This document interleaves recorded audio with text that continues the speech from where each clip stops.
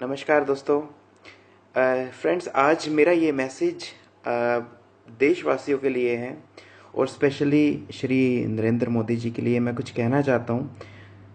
Sir, मैं अपना एक एक्सपीरियंस शेयर करना चाहता हूँ आप सभी लोगों के साथ।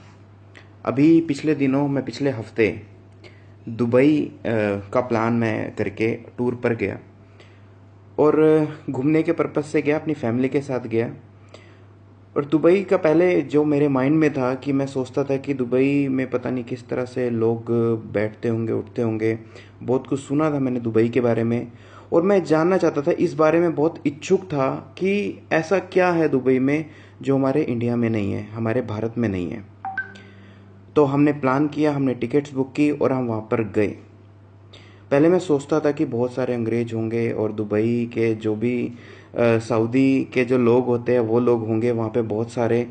पर जब मैं पहुँचा सर वहाँ पे, मैंने ये चीज़ देखी कि जो मैंने सोचा था ना उससे बिल्कुल उलट था दुबई। क्यों? क्योंकि हर जगह मैं जहाँ भी जाता था, चाहे वो किसी शॉपिंग मॉल में हो, चाहे मेरे होटल में हो, हर जगह हमारा इंडियन, हमारा भारतवासी वहाँ पर बसा हुआ था। हर बंदा हिंदी में बात करता था या उर्दू में बात करता था। मेनली मुस्लिम लोग वहाँ पर काफ़ी सारे रहते हैं जो कि इंडिया और पाकिस्तान, बांग्लादेश से बसे हुए हैं, वहाँ पर गए हुए हैं।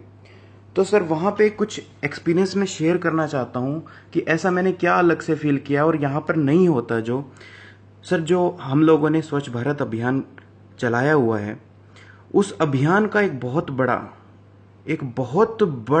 और वहाँ पे बहुत अच्छा उदाहरण हमें मिल सकता है। दुबई के अंदर लोगों के मन के अंदर इतना खौफ है, इतना ज़्यादा खौफ है कि वो लोग किसी भी तरह का रूल नहीं तोड़ते।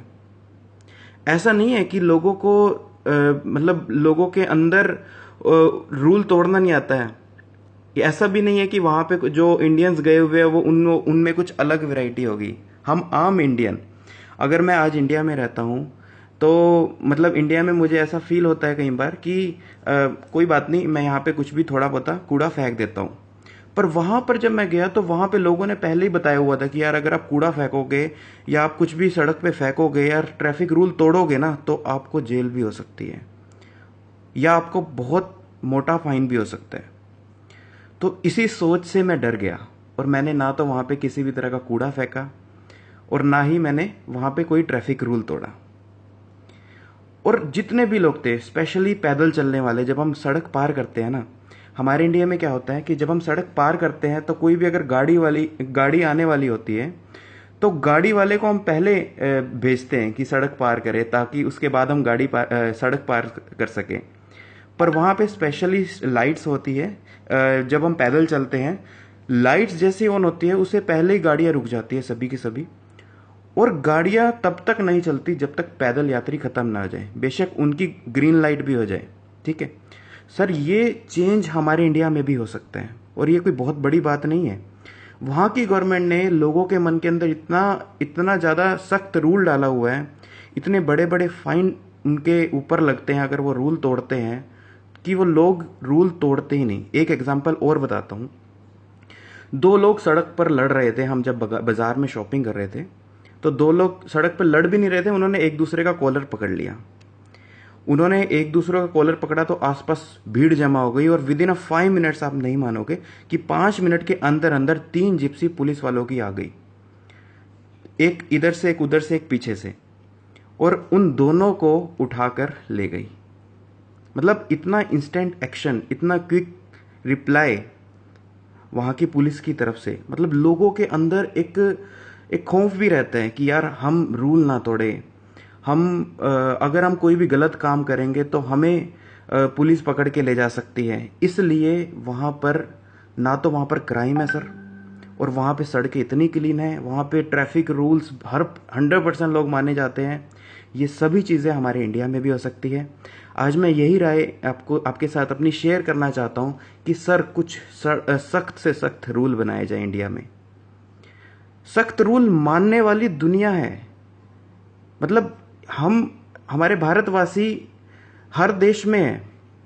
मैं खुद दुबई गया हूँ, मैं खुद यूएस गया हूँ, मैं खुद बैंकॉक गया हूँ। मतलब इंडिया में जब हम होते हैं तो हम अपने हिसाब से चलते हैं। पर जब हम दूसरे देश में जाते हैं तो हम उनके हिसाब से चलते हैं। क्यों? क्योंकि हमें पता है अगर हम रूल तोड़ेंगे तो हमारे ऊपर कार्रवाई हो सकती है। पर इंडिया में हमें लगता नहीं, कभी ऐसा फील नहीं होता कि हमारे ऊपर कोई ऐसी सख्त कार्रवाई होगी। अगर हमें किसी दिन ऐसा फील होने लग गया कि इंडिया में अगर हम रूल तोड़ेंगे तो हमारे ऊपर सख्त कार्रवाई हो सकती है, तो मानो कि इंडिया में कोई भी पर्सन रूल नहीं तोड़ेगा। सर, इसकी शुरुआत हम एक छोटे से राज्य से कर सकते हैं। मैं हरियाणा राज्य से बिलोंग करता हूं और करनाल शहर से बिलोंग करता हूं। मेरा नाम महेश वर्मा है। सर, हम करनाल शहर से या हरियाणा राज्य से इसकी शुरुआत कर सकते हैं। एक स्ट्रिक्ट एक्शन लेके देखिए सर, एक बार स्ट्रिक्ट एक्शन रूल्स बना के देखिए। मानने के लिए दुनिया तैयार है, क्योंकि उन देशों में भी हमारे भारतवासी है जो कि हर रूल मानते हैं। ऐसा नहीं है कि लोग रूल नहीं मानेंगे, लोग रूल को समझेंगे नहीं।